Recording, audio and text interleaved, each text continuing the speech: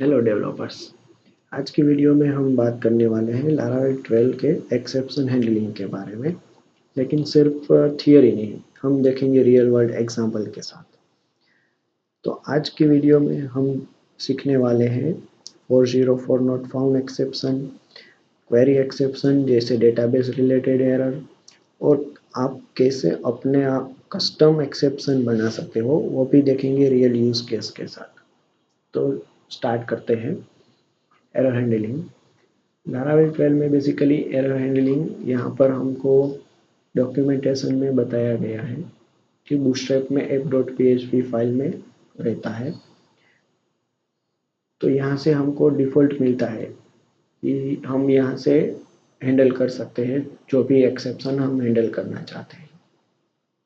तो मैंने यहाँ पर एक और भी जो हमको डिफ़ॉल्ट यहाँ पर हमको पेजेस क्रिएट करके देता है एरर्स में, वो भी किया हुआ है। इसके लिए मैंने कमांड रन किया हुआ है php artisan vendor publish tag equal to Laravel errors. इससे हमको ये जो डिफ़ॉल्ट पेजेस है वो हमको मिल जाते हैं।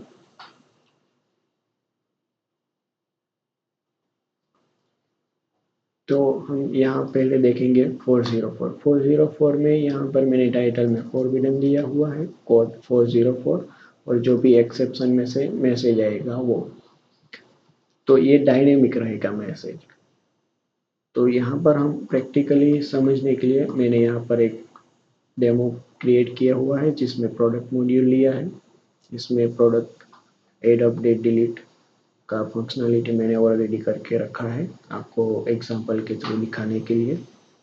तो हम 404 चेक करने के लिए यहाँ पर जैसे मैंने ये प्रोडक्ट को शो कर रहा हूँ, तो ये प्रोडक्ट का आईडी 5 है। तो ये इसका डिटेल हमको गेट करके यहाँ पर रिटर्न करके शो कर रहे हैं। यहाँ पर प्रोडक्ट में हमारे पास मेथड है शो, और हमारे पास टोटल प्रोडक्ट्स 5 है, उसका आईडी 1 to 5 है। तो मैं यहाँ पर 6 करूँगा तो ऑब्वियसली मुझे रिटर्न करेगा कि 404 query no query result for model 6, क्योंकि यहाँ पर हमारे पास डेटाबेस में ओनली 1 to 5 आईडीज ही है।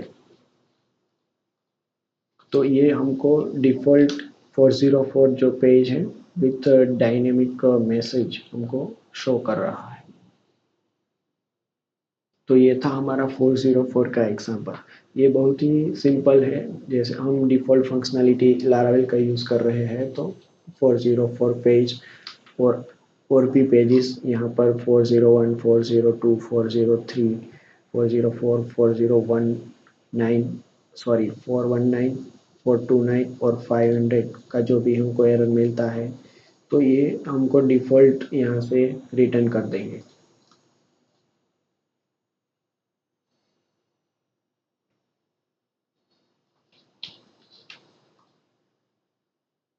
अब हम नेक्स्ट देखने वाले हैं क्वेरी एक्सेप्शन। तो यहाँ पर मैंने एक स्टोर मेथड भी क्रिएट किया हुआ है, और उसको वैलिडेट करने के लिए मैंने यहाँ पर रिक्वेस्ट वैलिडेट करके डायरेक्ट प्रोडक्ट क्रिएट कर दिया है। तो वैलिडेशन में कुछ भी नहीं है, मैंने दो ही रूल्स सेट किए हैं, name required and detail required. अभी मैंने यहाँ पर दूसरा कोई भी रूल नहीं ऐड किया है क्योंकि हमको क्वेरी एक्सेप्शन का एग्जाम्पल देखना है, इसलिए यहाँ पर मैं मैक्सिमम करके भी कितने कैरेक्टर अलाउ करने हैं वो ऐड कर सकता था, लेकिन वो नहीं किया है क्योंकि हमको यहाँ पर एक्सेप्शन चेक करना है इसलिए। तो मैं यहाँ पर एक और प्रोडक्ट क्रिएट कर रहा हूँ, लेकिन इसमें मैं क्या कर रहा हूँ कि नेम में बहुत लॉन्ग टेक्स्ट पास कर रहा हूँ। लिमिट इसका हमने दिया हुआ है 255 नेम के अंदर। अगर मैं 255 से ज़्यादा पास करूँगा तो क्वेरी में से हमको एरर रिटर्न करेगा।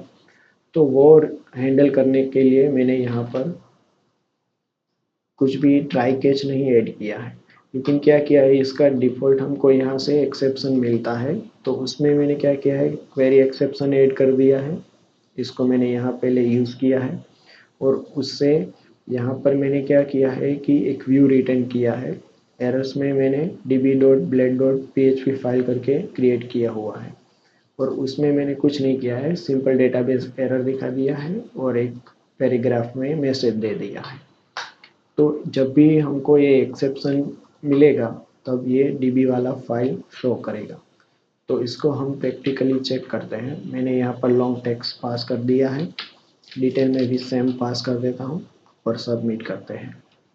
तो यहाँ पर देखो हमको डेटाबेस एरर जो भी हमने कस्टम हमारे यहाँ पर मैसेज दिया है वो रिटर्न कर रहा है।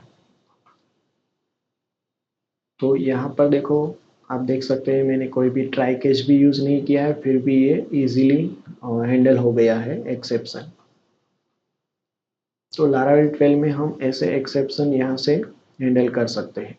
यहाँ से मैंने रिटर्न व्यू किया है। अगर आप एपीआई में यूज़ कर रहे हो एपीआई से, तो यहाँ से अगर आपको जेसन फॉर्मेट में पास करना है मैसेज तो वो भी पास कर सकते हो। इस फॉर्म को मैं रीसबमिट करता हूँ।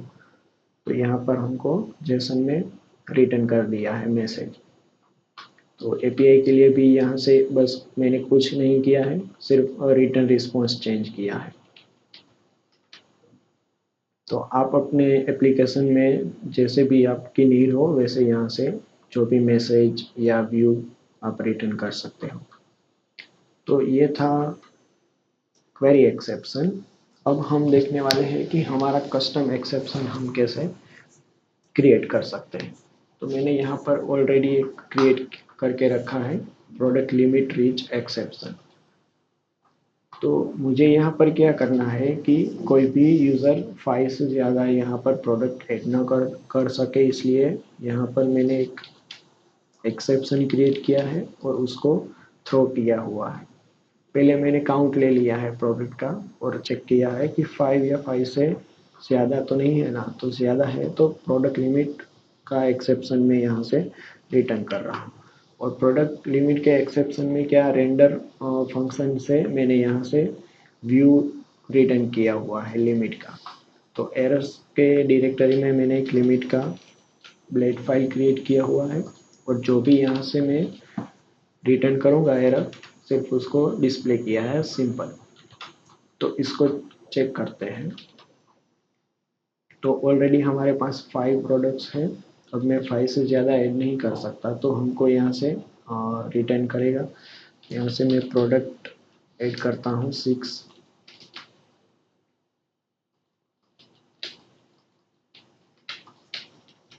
और सबमिट करता हूँ। तो यहाँ पर हमको मैसेज मिल गया, you have reached the limit of 5 products. जो यहाँ पर से हमने रिटर्न किया था वो सेम हमको मिल रहा है। तो ये था कस्टम एक्सेप्शन। और ये जो एक्सेप्शन है वो स्टोर कहाँ पर होता है, एक्सेप्शन की डायरेक्टरी में, ऐप के अंदर एक्सेप्शन में मैंने यहाँ पर ऐड किया हुआ है। तो मैंने आपको बहुत ही सिंपल तरीके से ये कस्टम एक्सेप्शन कैसे क्रिएट यूज़ कर सकते हैं वो मैंने आपको समझाया है। आई होप आपको समझ में आ गया होगा।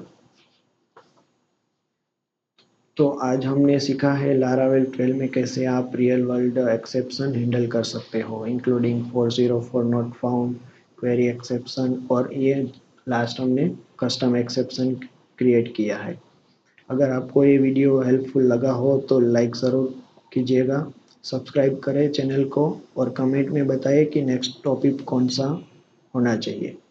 मिलते हैं नेक्स्ट वीडियो में। Happy coding. Thank you.